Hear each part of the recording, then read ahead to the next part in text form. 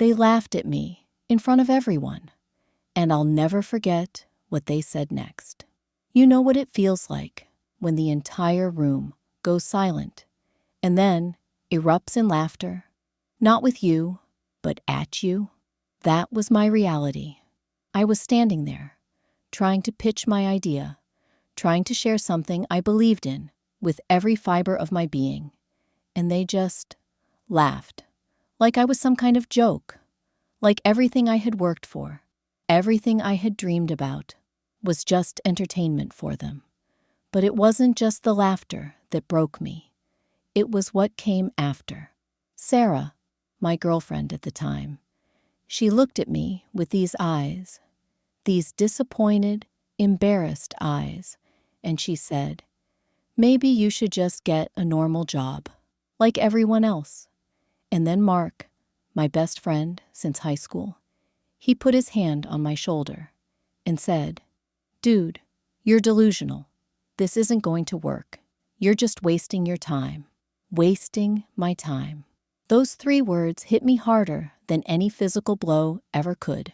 Here I was, pouring my heart out, sharing my vision, my dreams, my future, and they called it a waste of time.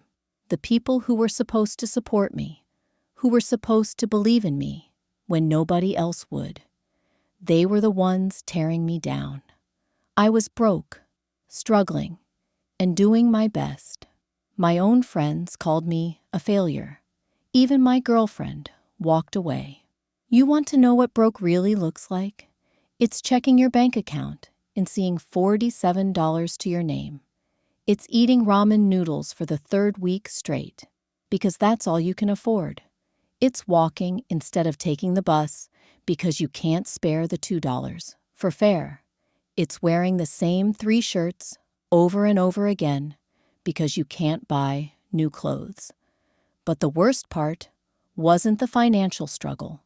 The worst part was watching everyone around me give up on me. One by one, they all started distancing themselves. Phone calls became shorter. Invitations stopped coming. Text messages went unanswered. I became an embarrassment, a reminder of what happens when you dream too big and fall too hard. Sarah, Sarah. We had been together for 3 years. 3 years of talking about our future, about building something together, about supporting each other through thick and thin. But when thin came, she was nowhere to be found. She started making excuses not to see me. She stopped introducing me to her friends. She stopped posting pictures of us together on social media. And then came that devastating conversation. We were sitting in her car outside my apartment, and she couldn't even look at me when she said it. "I can't do this anymore. I need someone stable, someone reliable, someone with a real plan." Real plan. As if my dreams, my vision, my relentless pursuit of something bigger wasn't real enough for her. My friends weren't any better. Mark, who I had known since we were kids, who I had been there for through his parents' divorce, through his failed relationships, through every crisis in his life, he looked me straight in the eye and called me a failure. "You're 25 years old," he said, "and you're still chasing fantasies. It's time to grow up. Grow up. Fantasies. Failure." These words echoed in my head every single night as I lay awake on that cheap mattress in my studio apartment, staring at the ceiling, wondering if maybe they were right. Maybe I was delusional.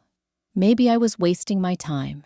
Maybe I should just give up and get that normal job, live that normal life. Except that mediocrity was my destiny. The humiliation was suffocating.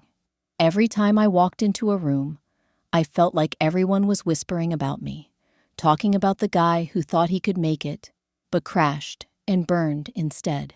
I became the cautionary tale, the example of what not to do, the reminder to others to stay safe, stay small, stay in their lane. That night, I looked at myself and made one promise. I would never let anyone look down on me again. There's a moment in every person's life when they have to choose. You can either let the pain break you, or you can let it forge you into something stronger. For me, that moment came on a Tuesday night in October. I had just gotten off the phone with my mom, who, in her well-intentioned but devastating way, suggested that maybe it was time to consider other options. Other options. Even my own mother had given up on me. I stood in front of my bathroom mirror, looking at this hollow version of myself. My eyes were bloodshot from lack of sleep. My face was gaunt from stress and poor nutrition. My shoulders were slouched from carrying the weight of everyone's disappointment. I looked like a man who had already been defeated, but then something shifted. Maybe it was anger. Maybe it was desperation. Maybe it was just pure, stubborn refusal to accept this as my story. I made a promise to that reflection in the mirror, a promise that would change everything. I would never, ever let anyone look down on me again. I would never give anyone the power to make me feel small, worthless, or insignificant again. That night, I wrote down every single name of every person who had doubted me, who had laughed at me, who had walked away from me. Not for revenge, but for fuel. Each name represented a reason to keep going, a reminder of why giving up was not an option. I disappeared. No parties, no excuses, no talking. While they were sleeping, I was learning, building, failing, and trying again. The transformation wasn't dramatic or Instagram-worthy. It was quiet, methodical, and absolutely brutal.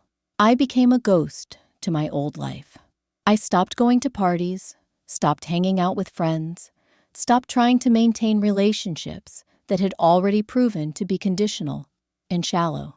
While everyone else was living their normal lives, I was becoming obsessed with learning, with growing, with becoming someone that nobody could ever look down on again. I spent my days working whatever jobs I could find to pay the bills, and my nights were dedicated to my education, my craft, my vision. I read everything I could get my hands on: business books, biographies of successful people, psychology texts, philosophy works, anything that could give me an edge, an insight, a new perspective. I watched videos, attended free seminars, networked with people who were already where I wanted to be. I studied success like it was a science, because for me, it had to be. The failures came fast and hard.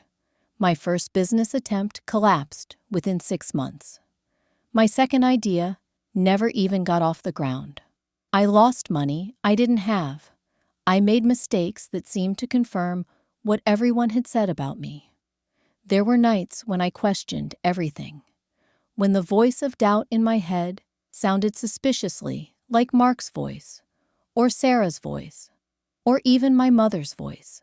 But I had made a promise, and I was going to keep it, no matter what. Every failure became a lesson. Every setback became fuel. Every rejection became motivation to prove them wrong. I was like a man possessed, driven by a combination of rage and determination that I had never felt before. I stopped sleeping regular hours. I stopped eating regular meals. I stopped having a social life entirely. My world became incredibly small and incredibly focused. Work, learn, build, fail, adjust, try again. That was my cycle, day after day, month after month. People around me thought I had lost my mind. The few acquaintances who still talked to me would say things like, "You're working too hard," or "You need to take a break," or "This isn't healthy." But they didn't understand. They didn't know what it felt like to be completely written off by everyone who was supposed to matter. They didn't understand that this wasn't just about success anymore.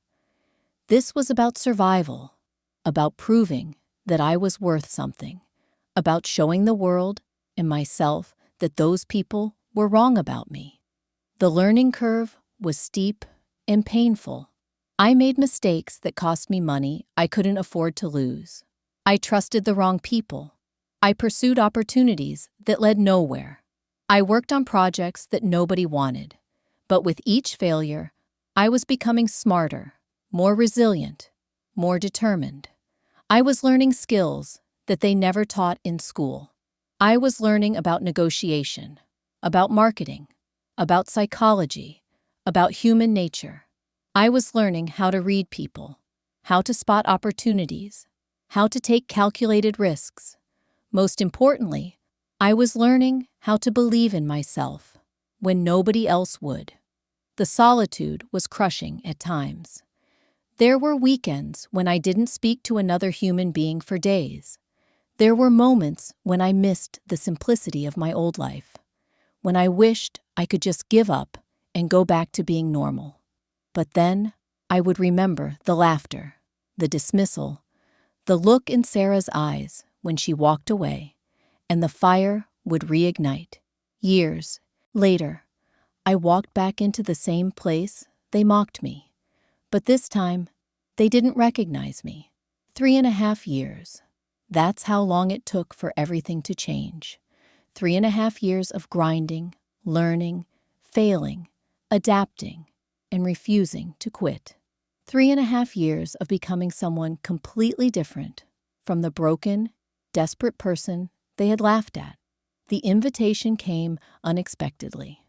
Mark was getting married, and apparently, his fiancée had insisted on inviting all the old friends. I stared at that wedding invitation for a week before deciding to go. Not for him, not to celebrate his happiness, but to see if I had really become the person I thought I had become. I walked into that reception hall wearing a suit that cost more than I used to make in a month. I drove there in a car that represented everything I had worked for. But the real transformation wasn't visible from the outside. It was in how I carried myself, how I spoke, how I moved through the world. I had become someone who commanded respect simply by existing. The first person who recognized me was Jenny, Sarah's best friend. The look on her face was priceless. Her jaw literally dropped. She stared at me for a solid 10 seconds before she found her voice. Is that really you?" she asked, like she was seeing a ghost. Word spread quickly through the room. Whispers followed me everywhere I went. Is that him? What happened to him? How did he? Look at him now. The same people who had once treated me like I was invisible were now craning their necks to get a better look at me. But the moment that made everything worth it was when I locked eyes with Sarah from across the room. She was still beautiful, still put together, still everything I had once thought I wanted. But now, looking at her, all I felt was gratitude. Gratitude that she had walked away, because if she hadn't, I might never have become who I was meant to be. The same people who laughed were now asking for help, and that girl who left me, she finally understood what she lost. The transformation in their behavior was almost comical. Mark, who had called me a failure, was suddenly my best friend again. He approached me with this fake smile and started talking about the good old days, like he hadn't been the one to kick me when I was down. Dude, you look incredible. I always knew you had it in you. Liar. Complete liar. But I just smiled and let him talk. Jennifer, who had been part of the group that laughed at my presentation, suddenly wanted to know all about my business. I have this idea, she said, and I was wondering if you could give me some advice. Maybe we could partner on something.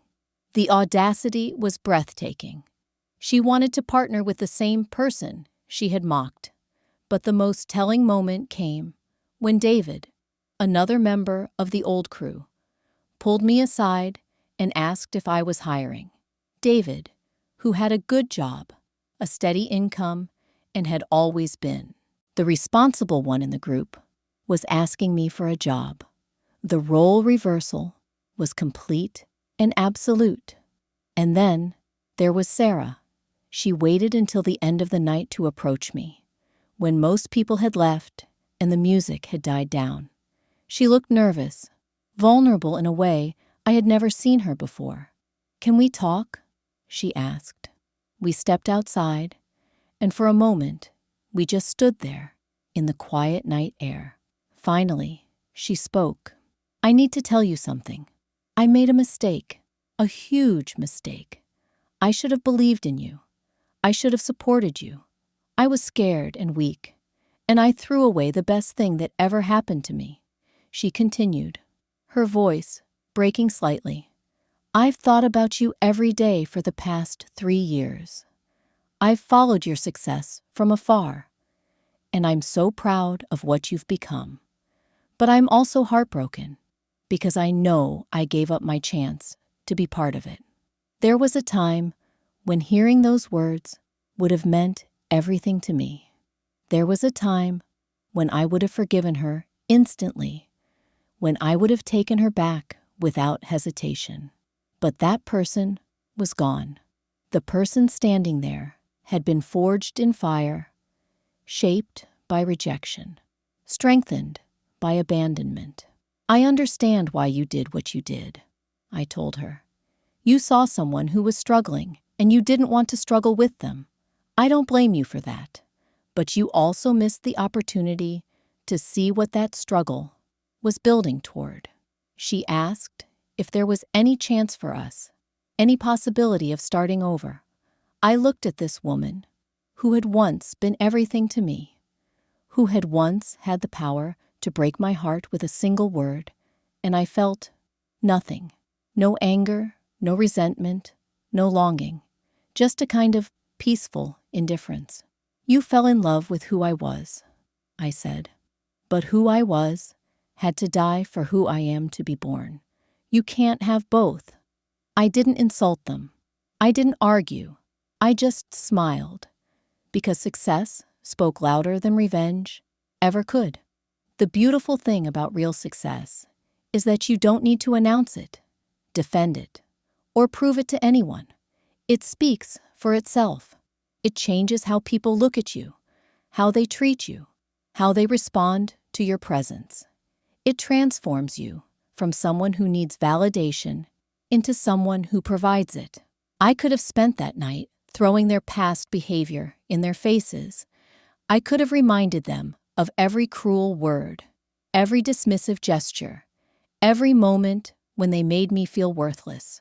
I could have made them feel as small as they once made me feel. But I didn't need to.